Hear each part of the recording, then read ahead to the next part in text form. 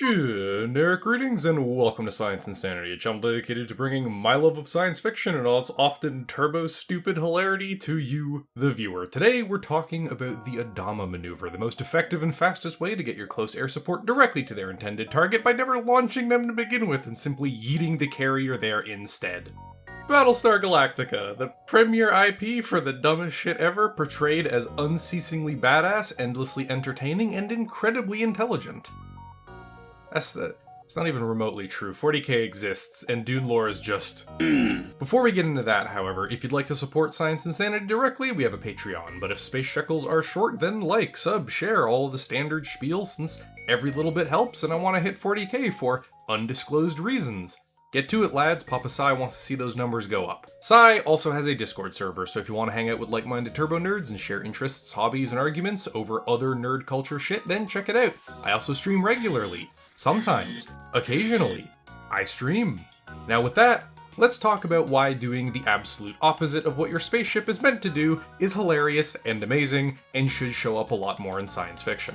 I should also mention this is going to be another shorter video since I am moving out and into my apartment near school like yesterday, 2 days ago, whenever I was busy.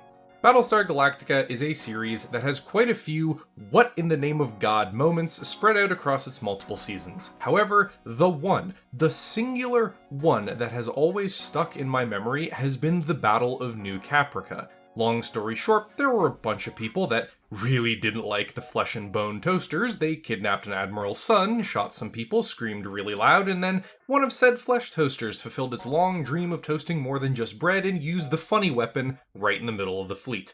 And as it turns out, while the average Battlestar brushes its teeth with nuclear fire and doesn't so much as flinch, Jeff's junkyard joke of a cargo ship held together by hillbilly dreams and duct tape, cannot. The Cylons therefore pull some heebie-jeebie voodoo, manage to see the emissions from said nuke dozens or hundreds of light years away in only a few months. Surprise, it's the Spanner Inquisition. No one expected this, I'm sure. The Colonials are forced to flee, leaving a massive bulk of humanity behind on the planet, but saving all of the military vessels and much of the civilian fleet. The Adama maneuver comes from the attempt to strike back and save mankind from the bread-hating menace. And there are a few really fun problems that the Colonials needed to solve in this encounter. Firstly, there is a huge Cylon fleet in orbit, multiple base stars with more in reserve, and enough missiles to make an Armored Core 6 boss blush. So this poses an interesting problem. The Colonials need to not only get into orbit, but down into atmosphere and deploy Vipers and Raptors to assist the civilians as they rebel against the Cylon occupation. Not to mention that the Galactica then needs to get back out of the planet's atmo in order to throw hands with the base stars in time to protect the fleeing civilian ships so they don't just get immediately swatted from the void. This is a massive conundrum. The Galactica is tough as old boots, but trying to run the gauntlet of plot devices hanging around in orbit is never going to work, and trying to slowly descend and ascend from New Caprica is suicide. You're stuck there waiting to die, essentially, as you slowly trundle your way back up into orbit. Now this is where Battlestar Galactica's unique type of FTL comes in. You see, most sci-fi creators that delve into FTL travel are goddamned cowards, or have no imagination when it comes to reality-bending methods of travel. Oh, what's that? You want to yeet your ship inches off the side of another and let rip with your broadside guns? Nope, sorry, can't do it for you, Chief. Our drives aren't accurate enough. Want to jump in atmosphere to bypass a blockade or some such? No, Captain. Gravity makes such a thing impossible. Ignore the gravity well of the star. Want to ambush your enemy by jumping in from a different angle or unexpected direction because space is three-dimensional and who in the name of God gives a shit about directions? Sorry, boss, we need to travel through extremely defined and rigid space lanes that are just the interstate for spaceships. Why? Don't ask questions. 40k, Dune, Halo, Star Wars, Stargate, Battletech, the list goes on. It seems like almost every major setting slaps FTL on as a side thought to ignore the issues distance and time pose in space, and to drastically widen the number of environments they can travel through. Which is such a shame, because being able to now teleport should be one of the most constantly used technologies ever. Its applications are literally limitless, and now let's talk about the Adama maneuver, and why it is so hilariously fun to see, and completely outdoes most other sci-fi settings when it comes to the shenaniganery you can get up to with FTL. In order to bypass every issue we talked about, Admiral William Adama, and yes, we shall say his full name, the Giga Chad of the series, decided to use the Galactica's FTL engines to yeet himself right past the Cylons. Calculating a jump into the upper atmosphere of the planet, Galactica's FTL can instantly teleport the ship past the Cylon blockade. And considering a point-blank nuke is survivable in a much more concentrated area, the armor and structure of the Galactica can easily survive planetary re-entry, especially when they're not doing it from, orbit, where they're actually moving super fast and just falling through the planet's upper atmosphere. So with a brilliant flash, the beautiful bucket appears and begins falling. As the ship falls, it spools its FTL drives again and begins launching fighters, gravity doing the work to get the Colonials as close as possible to the ground and giving as little time as possible for the Cylons to scramble fighters and anti-air weapons. And I'm going to pause for a moment to segue off on how genuinely fantastic this scene is. The Galactica rapidly accelerates to the point that the atmosphere begins superheating the ventral side due to the friction. But unlike an asteroid impact, where that chunk of rock is already moving at Mach Jesus, this is closer to what you would see on some of the real-life stuff that we have, like, the Blackbird could move fast enough that the outer surface of the fuselage would start boiling and ablating off of the plane. This is just more pronounced because, kilometer-long giant brick of metal that is absolutely not aerodynamic whatsoever.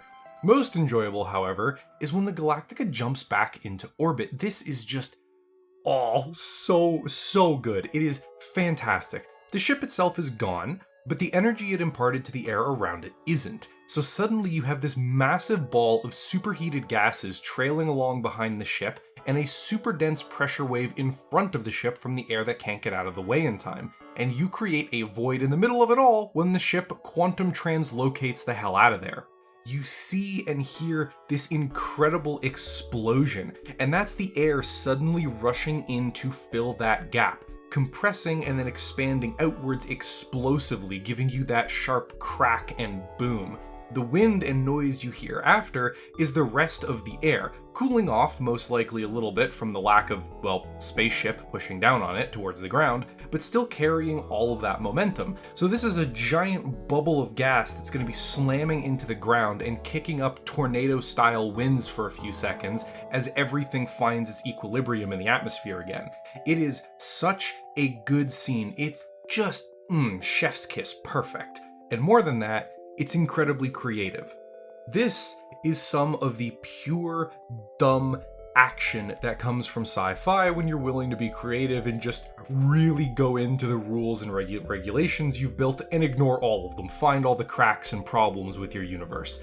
Making the rules for how your FTL works is well and good because, if you can only approach from certain space lanes, then suddenly blockades become a viable tactic in a conflict. But the most fun, the absolute most fun, is when you discover those little aforementioned cracks in the rules. The stuff that is technically possible, but you never thought about and really makes for the memorable and fun moments. And honestly, I think people need to be willing to be more generic in their limitations so they can be more creative in the application. Honestly, Battletech and Battlestar Galactica, they got the right idea. Just teleport, it's so much funnier. Anyways, back on track, the Galactica jumps back into orbit to begin throwing down with the Cylon base stars as its fighter complement helps escort the civilian fleet to safety down below.